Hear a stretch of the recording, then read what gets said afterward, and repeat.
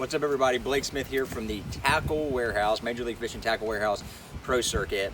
And I wanted to kind of give you a rundown on all the good stuff that happened at Lake Okeechobee at our first stop of the year.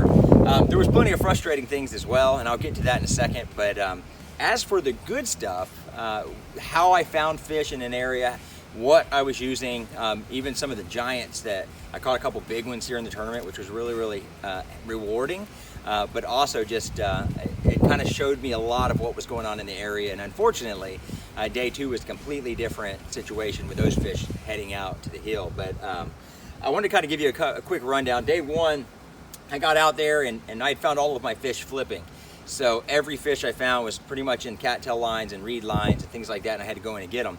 But day one, when we got out there, it was very overcast. You know, kind of like what the sky is today. I'm sitting here getting my stuff ready for the first Bassmaster Open of the year on Lake Harris, but it was very overcast, a little bit cooler. I knew that those cloud covers and the low cloud cover would probably cause those fish to roam around a little bit.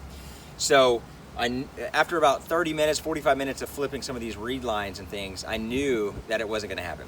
So one thing I had already rigged up was a Yamamoto hardtail.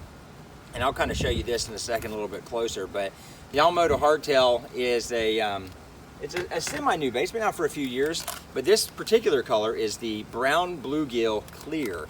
And let me open one for you so you can see what it looks like. But it's got a beautiful bluegill back, but then a clear belly. And that blue just really got them fired up and really got them excited, especially that overcast sky. You can still see the blue really well. How I had that rigged was first starting out with the reel, the Abu Garcia Revo EXD.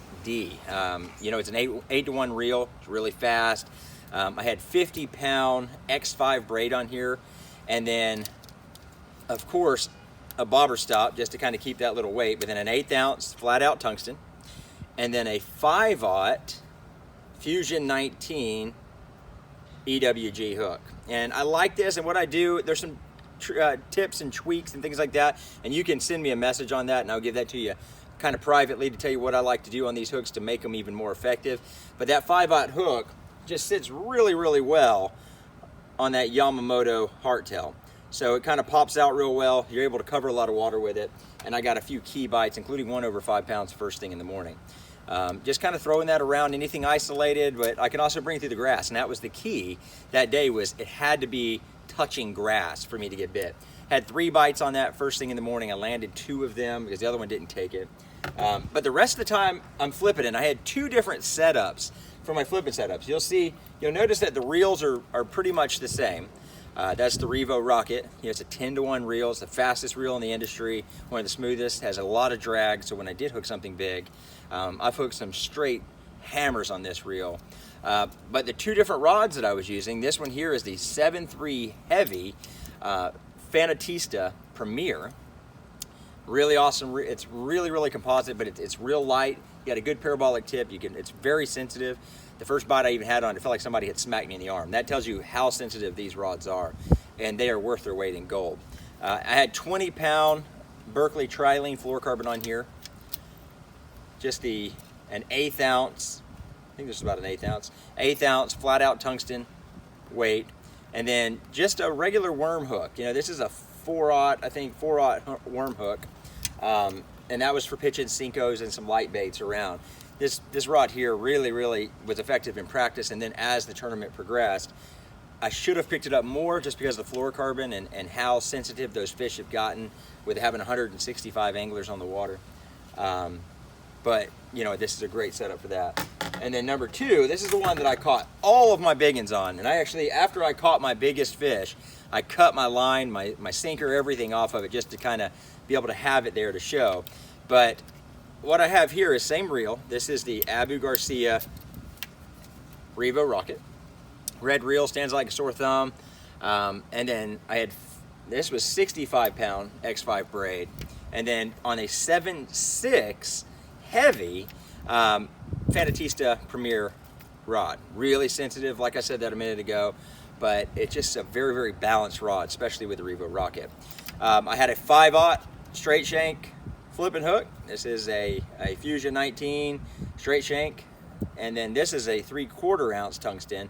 But when I caught my biggest one, and I'm gonna show you, I was actually using a 1.5, and at first I kind of had to use it more of a I guess you could say a reaction bite. That 1.5 is all I could get bit on the first day. So I actually cut that off, and I want to show you the exact bait. So this bait here, it's no secret, is such a phenomenal flipping bait, especially here in the South or anywhere else you go. It's the Yamamoto Flapping Hog, and this is the large one in black and blue. That Flapping Hog has so much action, and you can see it here. It's got appendages. I mean, it's got 6 different arms, and then obviously the 2 little claws or the 2 little pinchers here in the front. And I'll give you a quick tip as well, and I'll do this tip later. But if I'm having issues getting through mats, if I'm punching mats like I was in the tournament, sometimes I will literally just kind of pinch off these first 2 ball appendages here, and it makes it more streamlined, and it'll go through those mats a little bit easier. So you can still get away with having a crawl that has all of the appendages that cause those fish to bite, but you can make it through a mat pretty darn easy. So these baits are absolutely phenomenal. I think I went through a bunch of packs because I got lots of bites, but the fish were biting very, very finicky, so it made it tough. But that's a 1.5 ounce flat out tungsten, 2 bobber stops, and that was a 5/0. Actually, no, wait, this is a 4/0 Fusion 19 straight shank flipping hook. So really important bait. And I was just kind of going around those outside reed lines and flipping that, and there was a lot of other guys that did extremely well that were doing that as well. Another thing, as the fish got more pressured going into day 2, there was a lot of guys on tour that asked me for this bait if I had any extras. And here's a pack of 3. I almost ran out because of all the guys. There was many guys even in the top 10 that are sponsored by other companies that were throwing the Yamamoto 6-inch Cinco. And I say it, but I'm not going to tell you any names, I promise you on that. But this one actually is called Bruised Shin. And it's a beautiful bait because it's kind of half grayish, half gray black, light black, with a blue with sparkle, like a silver sparkle glitter in it. And that 6-inch Cinco made all the difference in the world for some people that made that top 10 cut. I probably should have kept this in my hand, like I said, a little bit more with that fluorocarbon, and I probably got more bites on day 2. But just an explanation, you know, day 1 was awesome. It was phenomenal. I caught every fish that bit, pretty much. You know, had a couple key fish that kind of got hung up on me, but day 2 I had 2 bites all day, 2 bites. One I landed, one I did not. And you know, you live and learn. And it could have just as easily went the other way. You know, so for me, I'm not upset. It was a hard-fought tournament. Absolutely enjoyed it down there in Okeechobee, and in the Tackle Warehouse Pro Circuit, Major League Fishing is doing a phenomenal job of putting on these events. We're getting to have a lot of people interaction, you know, through social media and other things. So, you know, check that out. We're going to be at Lewis Smith Lake here in 2 weeks. But, you know, check out some of these baits. You know, Gary Yamamoto soft plastic says everything I threw was a Gary Yamamoto soft plastic the entire week, along with a lot of other anglers that were in the field. And this is the 6-inch Yamacinco Bruised Shin color. The black and blue Flapping Hog. This is the large one, not the small one. I like to use a small one for a jig trailer, things like that, but if I'm flipping, I want the large one.